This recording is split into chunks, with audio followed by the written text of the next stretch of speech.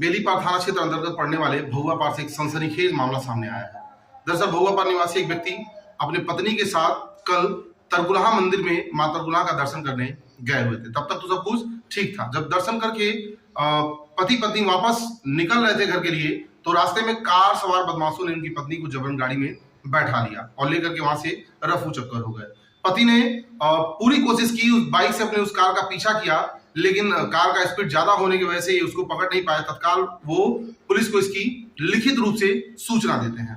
अब पुलिस दोनों एंगल पे काम कर रही है, अपहरण है या किसी और मामले में उस महिला को उठाया गया है। पुलिस इन दो एंगल पे काम कर रही है, क्योंकि पति ने बताया है कि उसकी पत्नी शादी से नाखुश दिख रही थी। अक्सर वो घर में निराश और उदास होकर के बैठा करती थी और किसी लड़के से उसका पहले से अफेयर चल रहा था, जिससे वो अक्सर फोन से बातें किया करती थी। तो पति का भी अंदेशा है कि हो न हो ये अपने पूर्व प्रेमी के साथ कहीं निकल गई है।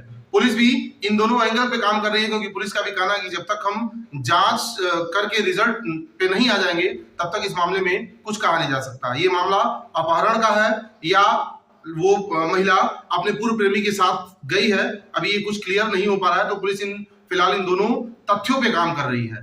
ज्यादातर अंदेशा यही लगाया जा रहा है कि पत्नी वो अपने प्रेमी के साथ ही गई हुई है।